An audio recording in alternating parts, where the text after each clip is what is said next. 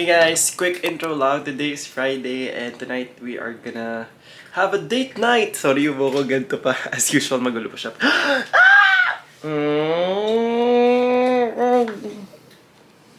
My flowers. Thank you po. Another one.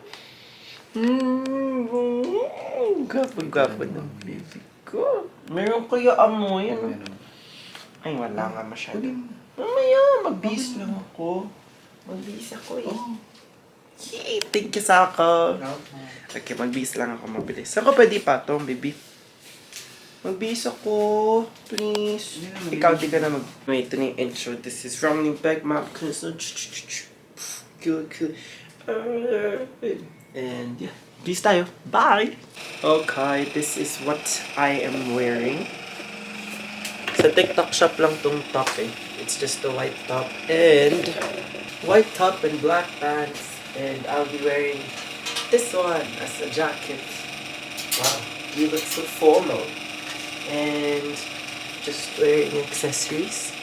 Ito bigay ito sa online on Instagram. I'm gonna link his account. Tapos ito naman dalawa. These are just rings from thrift shop. So, yun.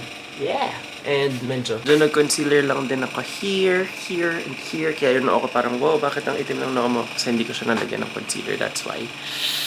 Pero feeling ko naman mamaya magsisettle pa siya. Namumula nga yung mata ko, feeling ko nalagyan ko eh. Pero, yun lang. We are ready to go. Let's go! Hello. Baby.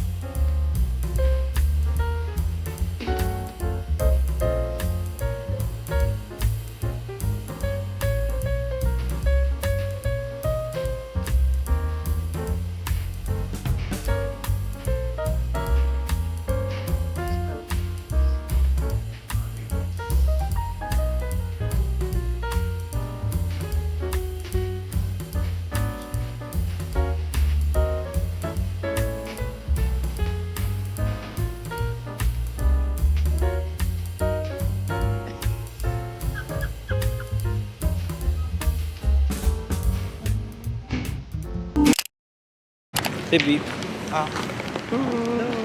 Ay, kita. Kasi may ilaw dun eh. You know? Okay. Bye. That's it for date night, I guess. Explain ko na lang pag-uwi or something. Kwentuhan tayo later kasi na may ko pa kailangan gawin sa bahay. And may dadaanan pa kami. Yun lang. Make advantage ko lang na may ilaw. At drive na tayo.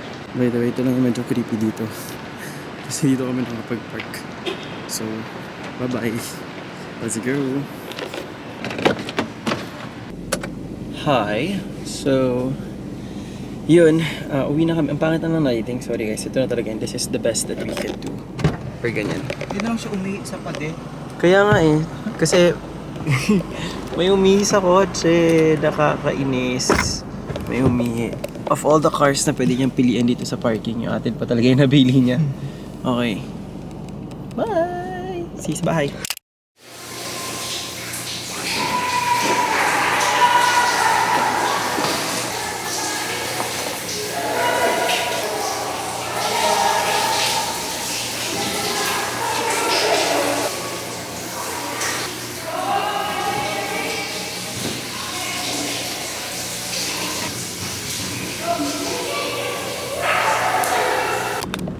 Hey guys, kailangan nakaganon. Hey guys, car fun tayo, joke. And then, nasa parking lot somewhere in Makati kasi tapos na yung ano ko. For context, kanina yung nakita nyo nagpapalit ako, di na ako nakapag-video pero nag-volleyball ako. So yung volleyball na yun, nag-sign up kasi ako sa Cball. If you guys are interested, I'll link it below yung page nila. Pero yun, naglibero camp ako sa kanila. And kasi yung venue is sa Makati, sa sports mansion. Actually nice yung place. Tas ang lamig guys, tas hindi ka papawisan. Pinawisan ako pero like ang bilis matayo, ganun.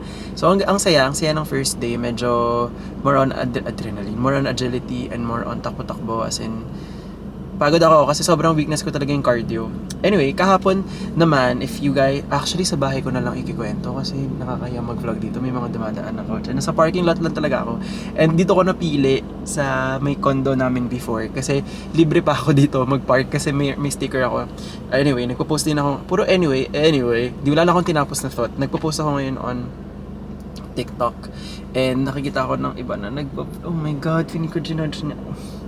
Fuck you for judging me! It's 2025. Wow!